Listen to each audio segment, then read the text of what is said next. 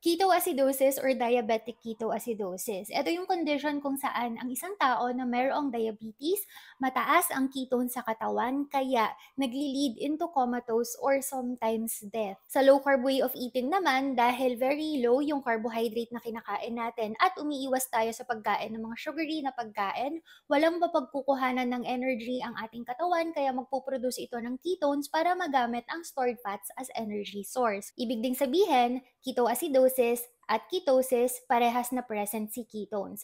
Ibig bang sabihin nito na ang ketosis or ang low carb way of eating ay posible na mag-lead sa'yo into comatose or even death dahil sa diabetic ketoacidosis? Pag-usapan natin yan. Diabetic ketoacidosis is malimit na nangyayari sa mga tao na mayroong type 1 diabetes, pero nangyayari rin siya sa mga tao na mayroong type 2 diabetes, pero not as common kumpara dun sa mga may type 1. Difference kasi sa mga tao na may type 1 diabetes, sila yung mga tao na hindi nakakagawa ng enough na insulin ang kanilang katawan. Insulin kasi is responsible yan para yung sugar na palutang-lutang sa ating dugo na nanggaling dun sa kinain natin ng carbohydrates and sugar from dugo, mapupunta siya sa ating cells. And once nasa cells na yung sugar, saka pa lang natin yun magagamit as energy source. Pero hindi yun kayang gawin mag-isa ng ating sugar. Kailangan niya ng tulong ni insulin. And without insulin, magsistay lang sa dugo ang ating sugar at magiging empty, walang energy source na makukuha ang ating cells. Sa mga tao naman na mayroong type 2 diabetes, kaya naman kasi dapat na mag-produce ng katawan nila ng enough na insulin every time nakakain sila ng high carb at sugary na pagkain. Ang problema, inabuso yung pagkain sa mga high carb at sugary na pagkain. Kaya over a period of time, dapat kasi sana enough lang yung tatanggapin na sugar as energy source ng ating cells. Kaya lang dahil inabuso natin sa pagkain, every meal, kumakain ng 2 cup ng rice, tapos 6 times a day kumain with matching 3-in-1 coffee at soft drinks pa, overloaded na ngayon sa sugar ang ating cells. Kaya kahit na present naman si insulin para dalhin yung sugar sa dugo papunta sa cells, hindi na siya ngayon tinatanggap ng cells dahil overloaded na. Kung hahayaan niya lang na tatanggapin yung asukal na dinadala ng ating insulin, madadamage naman yung cells. Kaya pinoprotektahan niya lang din yung sarili niya dahil sobra-sobra na yung asukal na meron siya. Kaya ngayon, hindi na niya tinatanggap yung mga dinadala ni insulin. Yun yung tinatawag natin na insulin sensitivity. From insulin sensitivity, mapupunta na ngayon yan sa pre-diabetes hanggang sa maging diabetic na ang isang tao. Kaya parehas na si type 1 diabetes at si type 2 diabetes, parehas sila na may mataas na asukal na palutang-lutang sa kanilang dugo.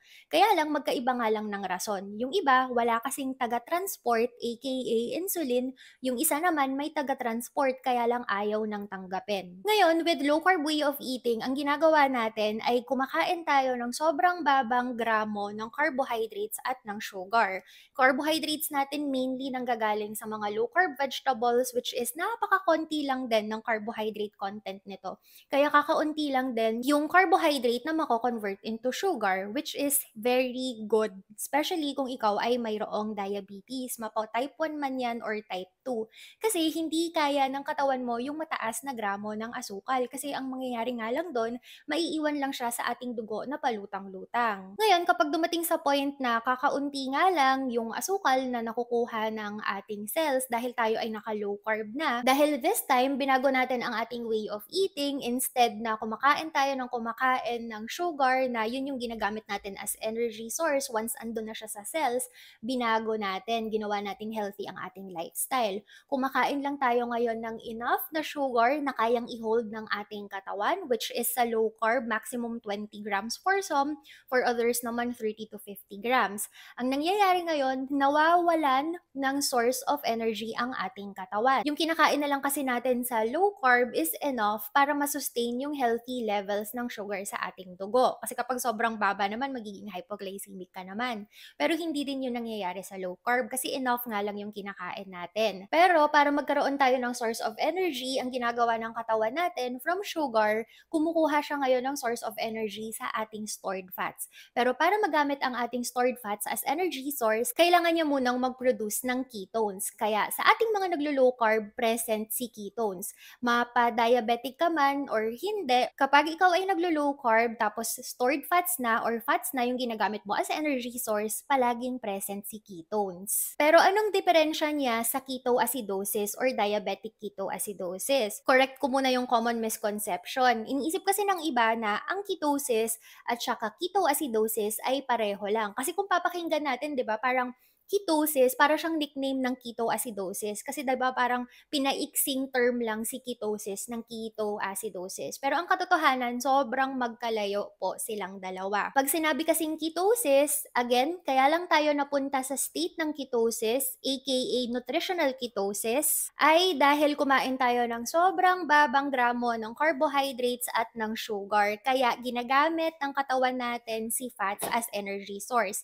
Ibig ding sabihin nun, with nutritional ketosis or ketosis, mayroon tayong ketones sa ating dugo at sa ating ihi, pero normal ang ating blood sugar. With diabetic ketoacidosis or ketoacidosis, present si ketones, pero mataas din ang kanilang blood sugar. Eh di ba nga, ang mga pagkain natin sa low carb ay puro mga nakakapagpababa at saka nakakapagpanormal ng ating blood sugar. So, imposible na kakain tayo ng mga low carb meals pero tataas ang ating blood sugar tapos magkakaroon ng present na ketone sa ating katawan.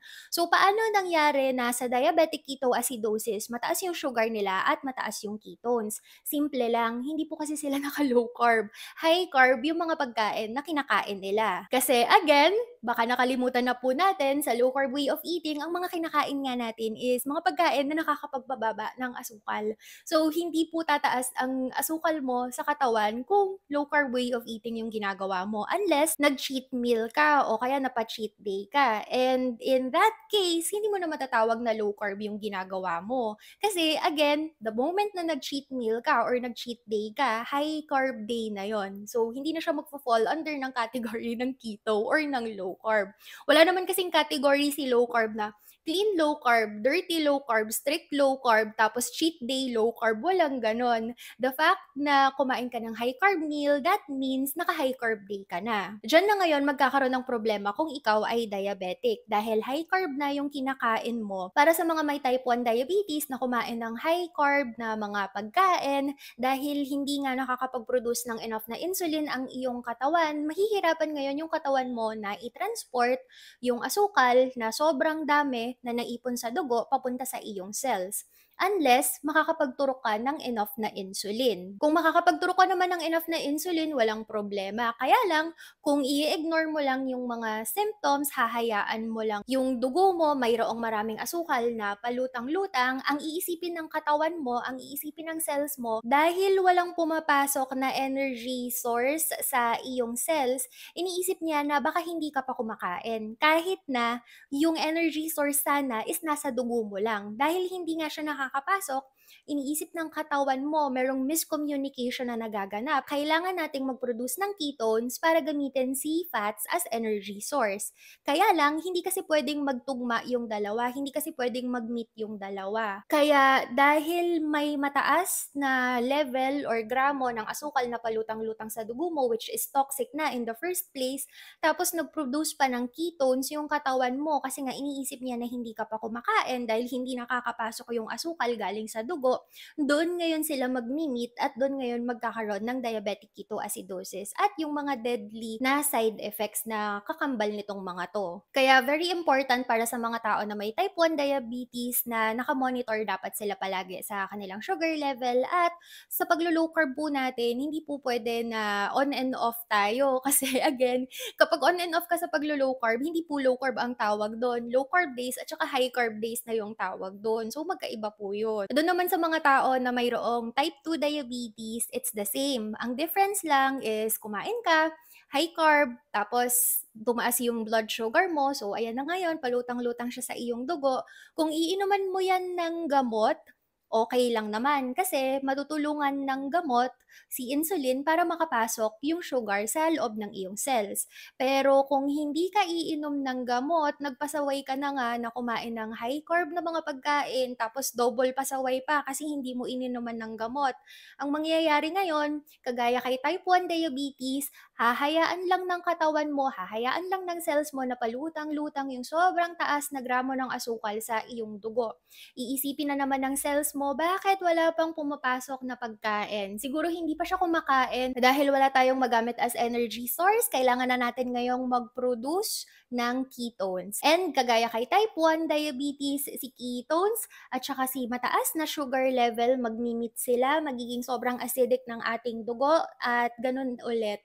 Diabetic ketoacidosis ang mangyayari na magli-lead dun sa dalawang hindi magandang condition. Sobrang helpful po ng low carb, especially for people na mayroong diabetes, mapa type 1 man yan or mapa type 2 kasi yung mababang gramo ng asukal yung kailangan talaga ng inyong katawan dahil hindi niya na nga kayang mag-hold at mag-transport ng maraming asukal. Ngayon, kung ang gagawin natin, maglo-low carb lang tayo, pero on and off naman tayo sa paglo-low carb, pasaway na tayo kay low carb na ino-on and off natin yung pagkain sa kanya, tapos pasaway pa tayo sa mga doktor natin na hindi natin iniinom yung mga gamot na piniprescribe nila, hindi talaga magiging maganda yung kalalabasan ng iyong condition. Same thing lang din naman if for example, mayroon kang type 2 diabetes, hindi mo sinubukan na mag-low carb, consistent ka lang sa lifestyle mo. Sinabi ng doktor na meron kang type 2 diabetes at ito yung mga gamot na kailangan mong inumin. Pero pasaway ka kasi ayokong uminom ng gamot.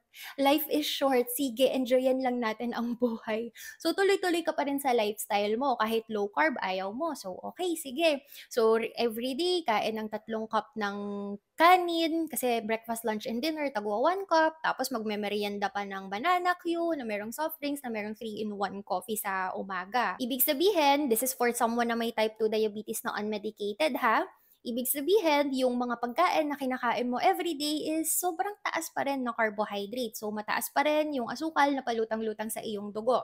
Kailangan mo ng gamot. Kailangan mong inuman ng gamot yan. Lalo na at hindi ka naka-low carb kasi ang dami-dami ng carbohydrates at sugar na kinain mo. Ngayon, dahil hindi ka nga naggagamot, very important sa'yo yung pag-inom ng gamot kasi hindi nga makakapasok sa cells mo yung asukal na yon dahil hindi na siya papapasukin ng cells mo. Yun yung insulin resistance na tinatawag natin. So, kahit pa mag-produce ng insulin yung katawan mo, kung ayaw naman siyang pansinin ng cells, walang magagawa si insulin. So, hahayaan na lang nila yan sa dugo, tapos iisipin ng katawan mo na bakit kaya walang pumapasok na energy source sa ating cells. Siguro hindi pa siya kumakain. Ngayon, mag-produce tayo ng ketones. And yes, kahit po hindi kayo naka-low carb, basta walang pumasok na energy source or asukal sa ating cells, mapipilitan siya na mag-produce ng ketones. At ganun yung mga nangyayari sa mga may type 1 at type 2 diabetes. Kaya sila nagkakaroon ng diabetic ketoacidosis or ketoacidosis. Kahit pa mag-low carb sila or kahit pa hindi, kung unmedicated naman ang kanilang diabetes, tapos napakataas pa ng kanilang blood sugar palagi, ganun po talaga yung magiging resulta. Kaya we have to be responsible, especially pagdating sa health natin. Sa mga tao naman na mayroong diabetes, di ba nakita nyo naman na yung mga resulta ng mga tao na diabetic dati, nag-insulin na dati, pero ngayon wala nang iniinom na gamot. Which is of course as per advice ng kanilang physician. And kaya tinanggal ng kanilang doktor yung mga gamot na iniinom nila ay dahil consistently normal na ang kanilang blood sugar. Nagawa nila yon kasi consistently low carbohydrate yung kinakain nila. Hindi po nila ginawa yon dahil gusto lang nila or dahil nag-start lang sila sa paglo-low carb thinking na on day 1 ng kanilang paglo-low carb, magno-normal agad ang kanilang blood sugar. Hindi po ganun kadali yun. So again, to recap, ang difference ng ketosis sa ketoacidosis is unahin muna natin sa pangalan nila. Kapag sinabing ketosis, nickname lang yan. Ang full name talaga ni ketosis is nutritional ketosis. Ibig sabihin, pumasok tayo sa state ng nutritional ketosis dahil sa mga pagkain na kinakain natin.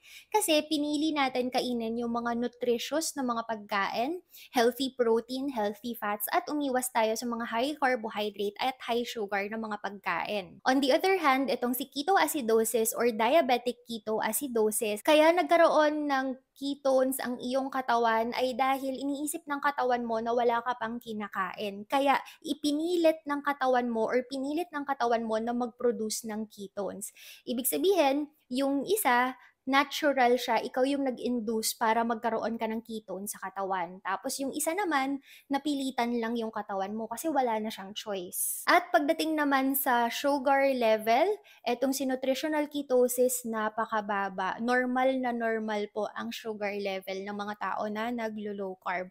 On the other hand, yung mga tao naman na mayroong diabetic ketoacidosis, napakataas po ng kanilang blood sugar level. Kaya ketones plus mataas na asukal sa katawan or sa dugo, naging acidic ngayon yung dalawa. Which is, again, hindi natin mai-experience sa low carb way of eating kasi paulit-ulit tayo, pero uulitin ko pa ulit kasi hindi naman tayo mapupunta sa state ng ketosis, hindi naman tayo magkakaroon ng ketone sa katawan kung mataas ang ating blood sugar. Unless, ikaw ay someone na mayroong type 1 diabetes na hindi nag-umiinom ng gamot or hindi nagtuturok ng insulin, or someone na mayroong type 2 diabetes na again, pasaway, hindi umiinom ng gamot pero kain ng high carb. Kaya ibig ding sabihin, dun sa mga tao na nagpapapayat lang, wala namang diabetes, pero gusto lang na magpapayat through low carb way of eating, tapos cheat meal, cheat day, paminsan-minsan, hindi ka rin mapupunta sa ganong state. Kasi the moment na kumain ka ng high carb meal,